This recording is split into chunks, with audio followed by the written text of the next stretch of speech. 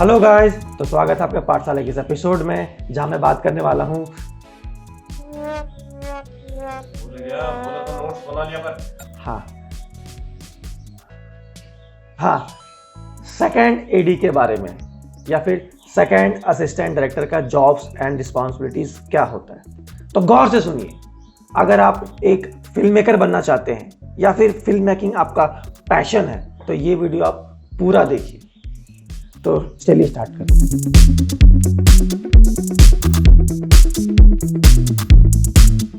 जो second AD है वो फर्स्ट एडी के जस्ट इमीडिएट नीचे होता है।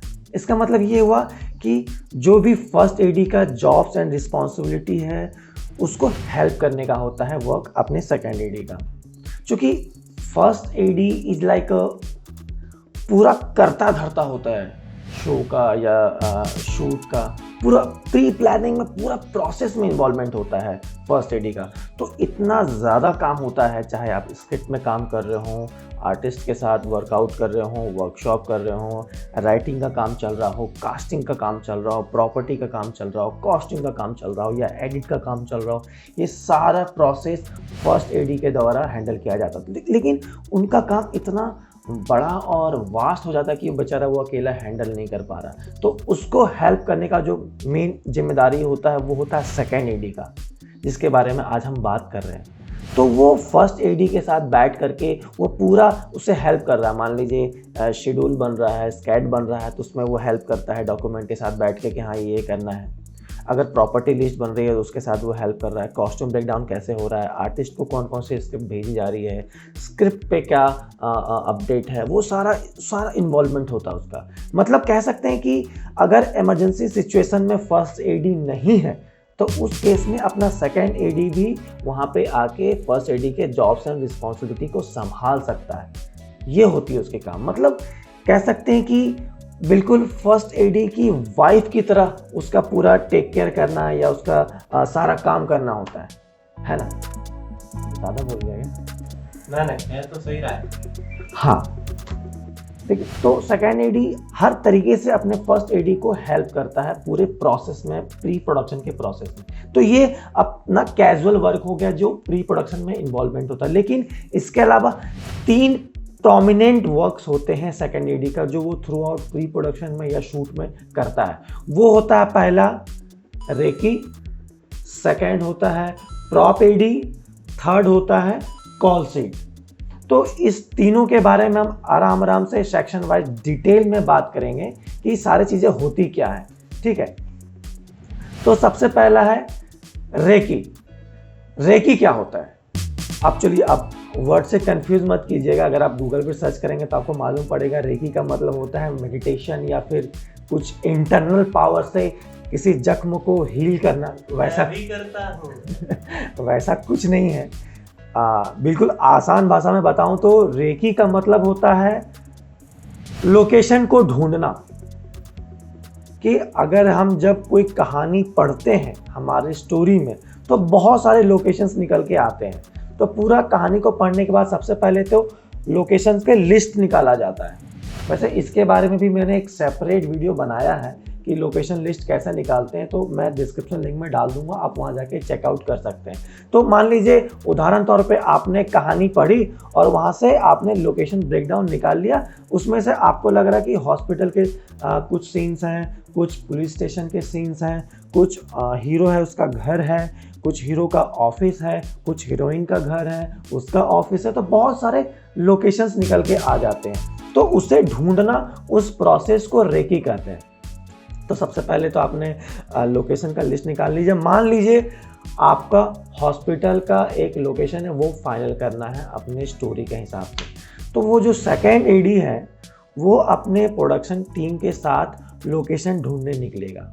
उदाहरण के तौर पर बात करते हैं कि हॉस्पिटल का लोकेशन ढूंढना है, तो प्रोडक्शन के टीम के साथ उसने आज पूरा दिन, आज का दिन ढूंढने में निकाला।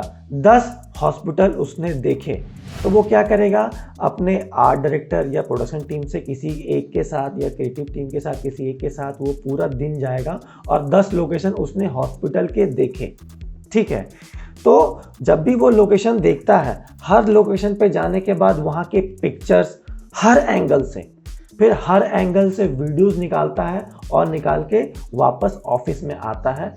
फिर हर फोल्डर में सेपरेट सेपरेट लोकेशंस के फोटोज़ और पिक्चर डालता है और 10 फोल्डर बनाए उसने कि हॉस्पिटल 1, हॉस्पिटल 2, हॉस्पिटल 3, इस तरह से उसने 10 फोल्डर बनाए और 10 हॉस्पिटल जो उसने आज देखे हैं, पिक्चर्स निकाले हैं, वीडियोस निकाले हैं, उसको उसमें डाल दिया।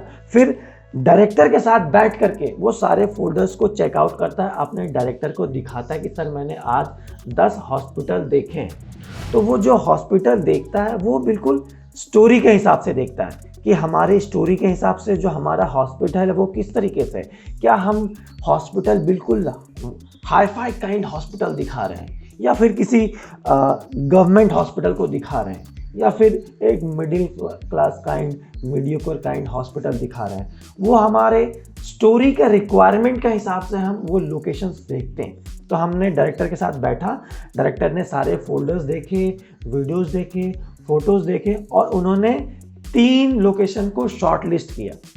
समझ रहे हैं? तो उन्होंने, चले सेकेंड एडी था उसने 10 निकाल के लाए, लेकिन डायरेक्टर के साथ डिस्कशन के बाद डायरेक्टर ने 3 शॉर्ट लिस्ट किए।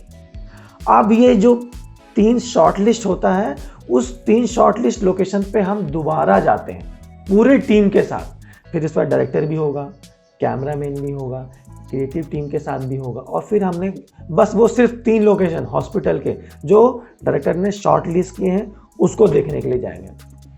तो जब डायरेक्टर ने उस तीनों लोकेशंस को देखा तो उनके पॉइंट ऑफ व्यू से, उनके स्टोरी के डिमांड के हिसाब से उन्हें लगता है कि जो सेकंड वाला जो हॉस्पिटल का ऑप्शन है वो करेक्ट जा रहा है। तो उन्होंने सेकंड हॉस्पिटल को लॉक कर लिया। लेकिन यहाँ पे अभी हॉस्पिटल लॉक नहीं हुआ है भैया, ना ना ना। अब होता है हमारा टेक रेकी। अब आप पूछेंगे टेक रेकी क्या होता है? तो जैसे कि वर्ड से ही आपको लग रहा है कि tech recce means technical recce. चलिए मैं कंप्यूटर ऑन कर देता हूँ। अरे मैं वापस से पाठशाला का वीडियो चला दिया भाई, रुक जा। हाँ, tech recce that means technical recce, that means जितने भी हमारे हेड ऑफ द टेक्नीशियंस हैं वो आके टेक्निकल रेकी करते हैं उस लोकेशंस को।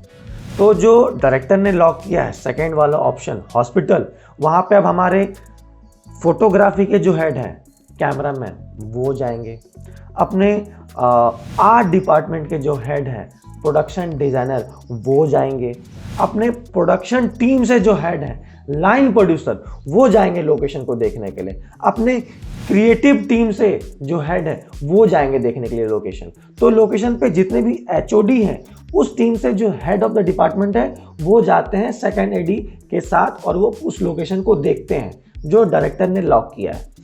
तो यहाँ पे क्या होता है टेक रेकी में, जो भी एचओडी है वो अपने पॉइंट ऑफ व्यू से देखता है लोकेशन को। मान लीजिए अगर मैं कैमरामैन हूँ तो मैं लोकेशन पे जाके देखूंगा क्या ये जो मैं लोकेशन देख रहा हूँ क्या यहाँ बाहर से लाइट आ रही है, क्या नेचुरल लाइट आ रही है। अगर नहीं आ रही है तो मुझे अपनी कितने लाइट ऐड ऑन करनी पड़ेगी। तो वो अपने पॉइंट ऑफ व्यू से, वो अपने टेक्निकलिटी से उस लोकेशंस को देखता है कि हमें कौन कौन से लाइटें लगानी है तो क्या मैं लगा पाऊँगा, सीलिंग ठीक है। तो वैसे ही जो अपने आर्ट डायरेक्टर हैं वो देखते हैं अपने पॉइंट ऑफ व्यू से, क्या मैं ये जो हॉस्पिटल देख रहा हूँ क्या मैं इसको हॉस्पिटल में थोड़ा बहुत पेंट वेंट करूँगा, सेट वेट डालूंगा तो मेरा हॉस्पिटल वो क्रिएट हो जाएगा। तो उन्होंने अपने पॉइंट ऑफ व्यू से देखा। अब प्रोडक्शन वाले अपने पॉइंट ऑफ व्यू से देखेंगे इस लोकेशन को कि क्या मैं मेकअप वाला रूम कहाँ लगा सकता हूँ, मैं वैनिटी कहाँ लगा सकता हूँ। तो उन्होंने अपनी टेक्निकलिटी के हिसाब से उस लोकेशंस को देखा और फिर जब सारे डिपार्टमेंट्स उस लोकेशंस को अप्रूवल दे देते हैं तब जाके वो लोकेशन लॉक होता है शूट के लिए, अब हम ले सकते हैं। तो टेक रेकी में सारे एचओडीज का अप्रूवल मिलता है, उसके बाद वो लोकेशन लॉक हो जाता है। तो ये जो पूरा प्रोसेस है, ये पूरा सेकेंड एडी जो होता है अपना वो लीड करता है, फॉलोअप करता है पूरे रेकी प्रोसेस को। चाहे फर्स्ट जो रेकी हुई नॉर्मल जो हमने ढूंढा, फिर हमने शॉर्ट लिस्ट किए 3 लोकेशन और फिर फाइनल जो टेक रेकी के बाद जो लॉक हुआ वो अपना सेकेंड एडी करता है। तो ये तो हो गया भैया रेकी। इसके बाद आते हैं हमारा प्रॉप लिस्टिंग। तो जो सेकेंड एडी का जो मेन काम है, प्रॉपर्टी निकालना स्क्रिप्ट को पढ़ करके, इसीलिए सेकेंड एडी को प्रॉप एडी भी कहते हैं। अब उसका काम क्या है, वो पूरी कहानी को पढ़ेगा और हर सीन में जो भी प्रॉपर्टी लगने वाली है उसका एक लिस्ट बनाएगा, रिक्वायरमेंट लिस्ट बनाएगा।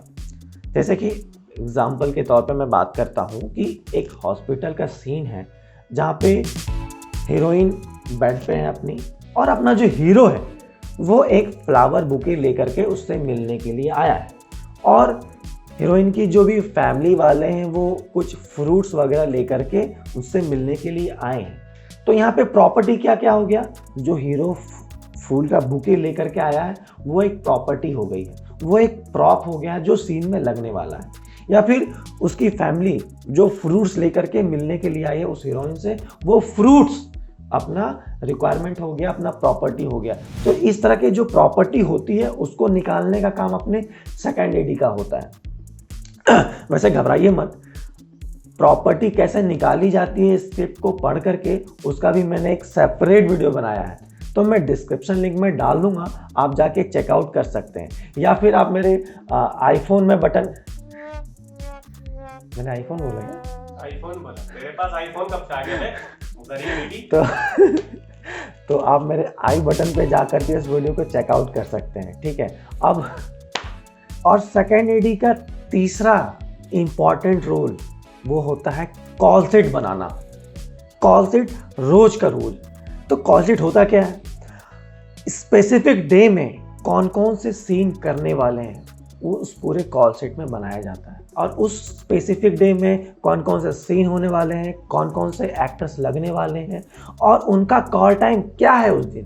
इसलिए तो भाई कॉल शीट को कॉल टाइम कहते हैं, क्योंकि हर डिपार्टमेंट का कॉल टाइम भी मेंशन रहता है उसमें, कि इस आर्टिस्ट को दोपहर में आना है, इस आर्टिस्ट का नाइट का सीन लगा है तो नाइट में आने वाले हैं, और कौन कौन से स्पेशल प्रॉप्स लगने वाला है, कौन कौन से कॉस्ट्यूम लगने वाला है, या कोई हमारा कोई एक्शन करने वाले हैं क्या उस दिन। उस पूरा डिटेल स्पेसिफिक डे का उस कॉल शीट, उस पेपर में, उस शीट में होता है, जो हमारा सेकेंड एडी बनाता है।